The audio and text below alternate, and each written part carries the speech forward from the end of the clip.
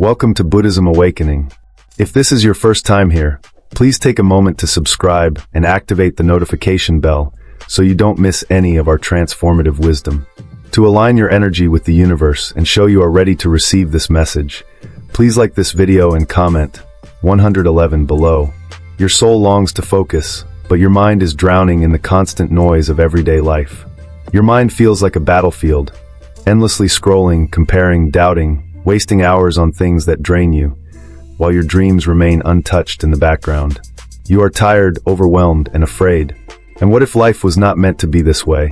What if I told you there is an ancient tool, forged 2,600 years ago, designed to eliminate distraction, calm the chaos, and make focus your greatest strength? The ancient Buddhist masters didn't have apps. Yet they learned to understand the mind, overcome suffering, build deep inner peace, and live with unwavering purpose. Their methods are not hidden in temples. They're right here. In this video, you will discover 6 powerful lessons to break the chains of guilt and procrastination, like a blacksmith melting iron. You will retrain your mind to desire discipline instead of cheap dopamine. You will develop such intense focus that you will surpass anyone without burning out. But these are not soft, comforting quotes. These are mind-shaping truths, like the monk who stared at a waterfall for 9 years to master concentration, or the samurai who repeated a single sword strike 10,000 times. This is ruthless self-mastery. You will discover the single phrase the Buddha used to defeat anxiety in 10 seconds. Why suffering is your greatest teacher, and how to use it as a weapon. A deadly ritual to finally destroy toxic habits. This is not self-help. This is self-revolution. If you're ready to stop being a prisoner of your mind and become its master, don't blink. Your future self is watching. Will you disappoint them? Life is like clay spinning on a potter's wheel, formless at first, but full of potential. You are the potter. Your hands, your choices, your actions determine the final shape. But too many people blame the spinning wheel, destiny, luck, or circumstances beyond their control.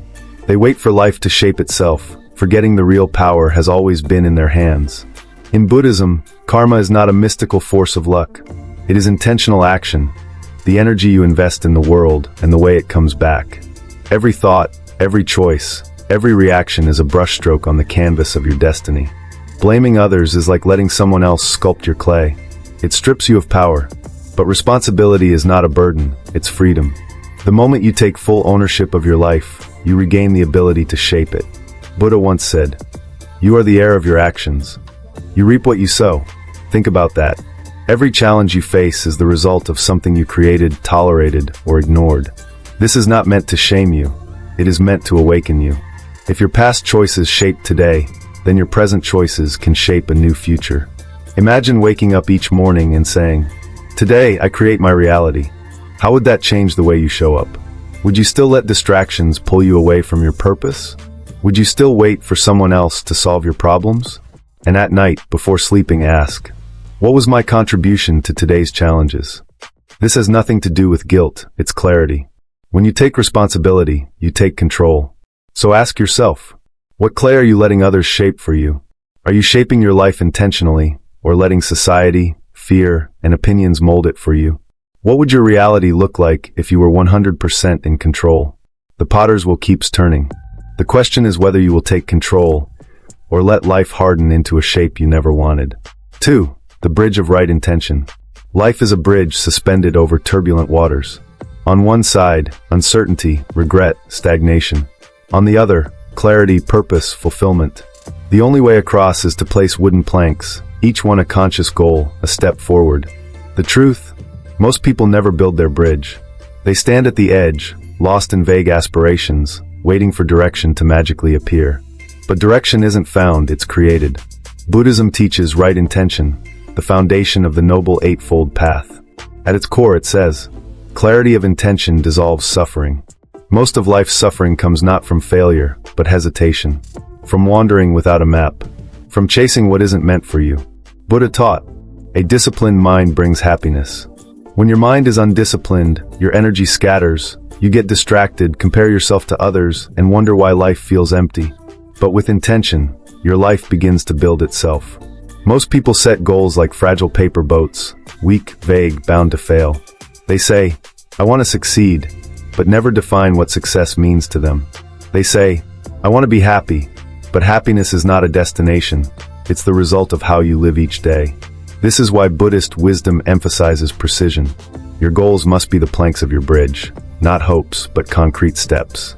Instead of, I want to be healthier, say, I am someone who nourishes my body and mind. Instead of, I want to build a business, say, I am a conscious creator building with intention. I am imprints itself in your subconscious. You don't just think about change, you become it. So ask, is your bridge built with plans or wishes? Are your dreams structured steps or floating desires? Every day of hesitation leaves the bridge unfinished, and the waters of doubt rising. But here's the secret.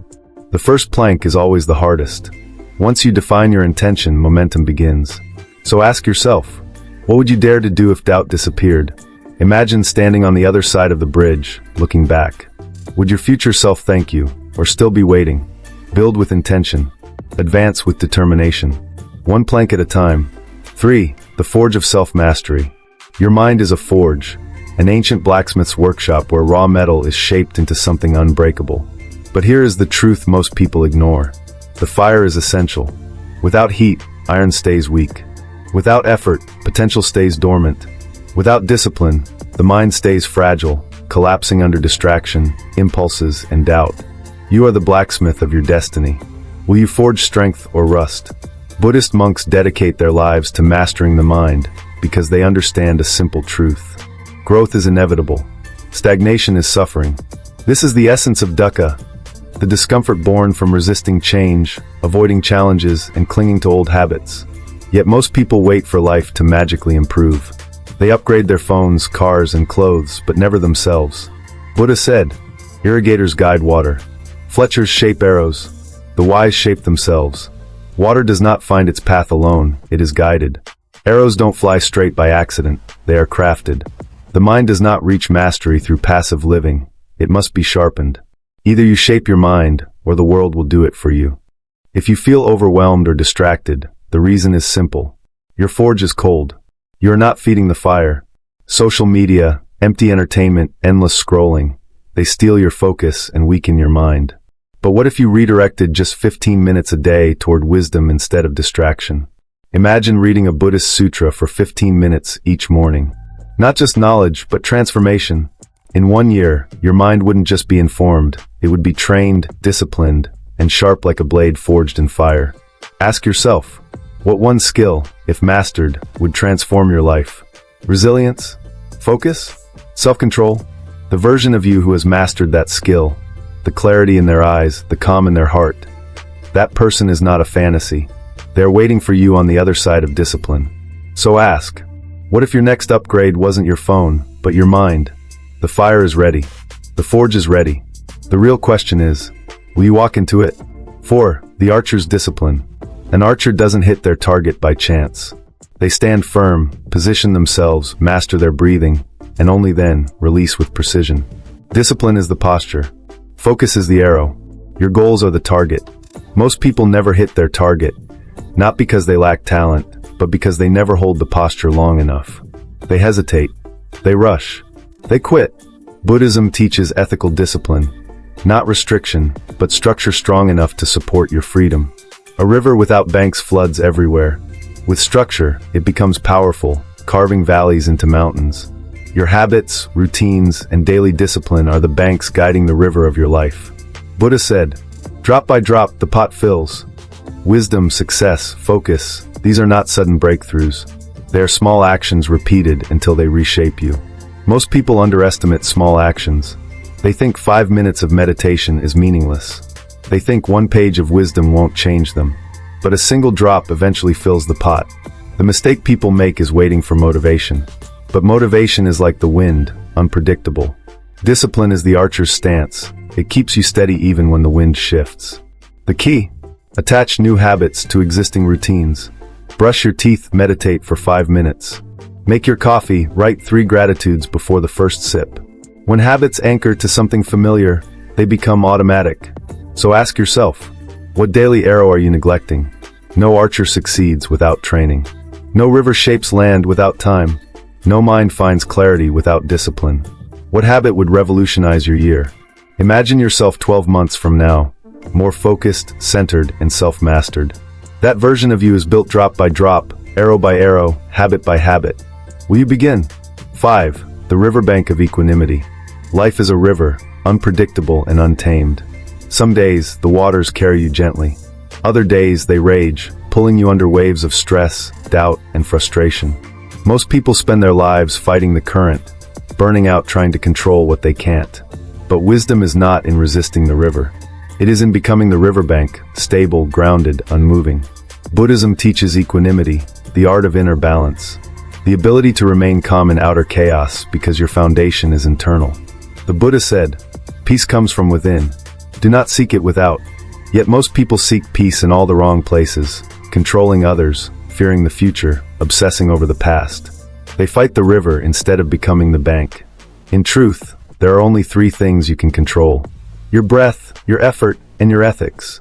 Everything else is water. You cannot control how others treat you, but you can control your reaction. You cannot control life's storms, but you can prepare your mind.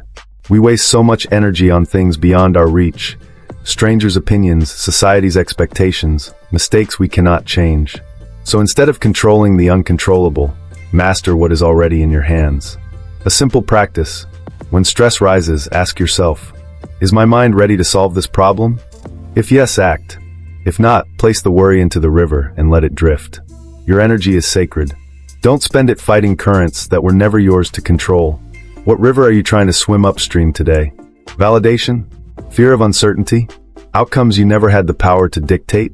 Imagine how much energy you'd reclaim if you stopped forcing and started anchoring. Focus is not just what you direct attention toward. It is what you refuse to spread it on. The river will always move. The world will always change. Your power is not stopping the flow.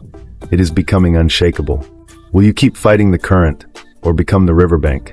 6. The phoenix of right vision. Fire destroys, but it also creates. The forests that burn are the same that grow back stronger. Metal that melts becomes sharper. Buddhism teaches right vision, the ability to see clearly, reshape suffering, and recognize that pain is inevitable, but suffering is optional. What breaks you may be what builds you. Think of your life. The failures that felt like endings. The heartbreaks. The missed opportunities. What if they weren't punishments but preparations? What if you weren't being buried, but planted? Every great transformation begins with an ordeal. The fire does not come to destroy you, but to refine you. When life knocks you down, don't ask, "Why is this happening to me?" Ask, "How is this happening for me?" That shift changes everything. The failed business forced innovation. The breakup taught you self-worth. The missed chance redirected you toward something greater. Every failure contains the seed of rebirth, if you choose to see it. A simple practice. After each failure, write, "This happened because..." Maybe it teaches resilience. Maybe it reveals a truth you ignored. Maybe it opens a path you couldn't see before. Your mind will resist. Pain demands someone to blame. But when you shift from victim to student, every loss becomes a lesson. Ask yourself, what fire are you avoiding that could recreate you? What truth? What risk? What challenge? No phoenix rises without flames. No growth without friction. The fire is inevitable. But will it destroy you or forge you? Your greatest failures aren't roadblocks, they're divine redirections. What if your worst moment wasn't the end, but the beginning? The lighthouse of focus. A lighthouse never chases ships. It doesn't tremble in doubt. It doesn't drift. It stands tall, constant, radiant, guiding others through storms. But most people are not like the lighthouse. They get lost in the storm, pulled by distractions, overwhelmed by obligations, saying yes to everything and wondering why they feel lost. Focus isn't only what you choose to do, it's what you choose to ignore. Zen teaches Ichigo Ichi, doing one thing with full attention. Not halfway, not multitasking, fully present. Yet in today's world, being busy is seen as a badge of honor. People jump from task to task, check notifications, reply to everything, chase urgency while neglecting what matters. They scatter their attention and weaken their discipline. Zen masters had a simple mantra: when walking, just walk. When eating, just eat. When was the last time you did one thing with full presence? Every moment spent on distraction is stolen from your purpose. The greatest minds in history didn't succeed by doing more. They succeeded by doing less, with excellence. Bruce Lee said, "I fear not the man who has practiced 10,000 kicks once, but the man who has practiced one kick 10,000 times. That is true focus. Stop wasting energy on what doesn't matter. Redirect it toward what does. Here's a simple technique. The distraction jar. Every time something distracts you, a thought, a notification, a random impulse, write it down and drop it in the jar. At the end, read the list. You'll see most distractions were illusions, ripples that felt urgent but meant nothing. This alone can sharpen your focus and reclaim hours of your life. Ask yourself, what is your lighthouse actually guiding? Are you a focused leader or a drifting ship lost in a storm of noise? Every time you chase what doesn't matter, you move away from what does. The world is full of noise, but you are the lighthouse. Stand firm. Shine. Guide your life toward the shore. Summary of the 6 lessons. 1. The potter's wheel of karma. Your choices shape your life. Stop blaming others. Shape your destiny with intention. 2. The bridge of right intention. Vague goals lead nowhere. Write them as I am statements that shape your identity. 3. The forge of self-mastery. Strengthen your mind daily. Replace distraction with wisdom. Iron sharpens iron. 4. The archer's discipline. Small habits, like 5 minutes of meditation, build unshakable concentration. 5. The riverbank of equanimity. Let chaos flow. Control only your breath, effort, and ethics. 6. The phoenix of right vision. Transform failures into wisdom. Suffering is not punishment, it's a teacher. You are not here to survive the storm. You are here to dance in the rain. To find calm in chaos, strength in surrender, and freedom through discipline. The Buddha taught that all we are arises from our thoughts. Every mindless scroll, every doubt, every I'll start tomorrow shapes your future. But today, you hold the pen. Zen says, when you reach the top of the mountain, keep climbing. Focus is not a destination. It is the art of awakening again and again on the path. The world will try to drown you in noise, but your breath is your anchor. Your goals are your compass. Your mind is a garden only you can cultivate. So ask yourself, will you let life happen to you? Or will you take the reins and carve your own path? The way is not in the sky, it is in the heart. Buddha. One day a disciple asked, how do I find peace? The master replied, stop losing yourself in the desires of the world and begin discovering the true needs of your soul. If this message touched you, like, share, and comment yes. If you're ready to focus like a master and join a community turning chaos into clarity, your journey begins now. The first step is yours. If this message resonated with you, please take a moment to like this video, subscribe to the channel, and activate the notification bell so you don't miss any future lessons from Buddhism Awakening.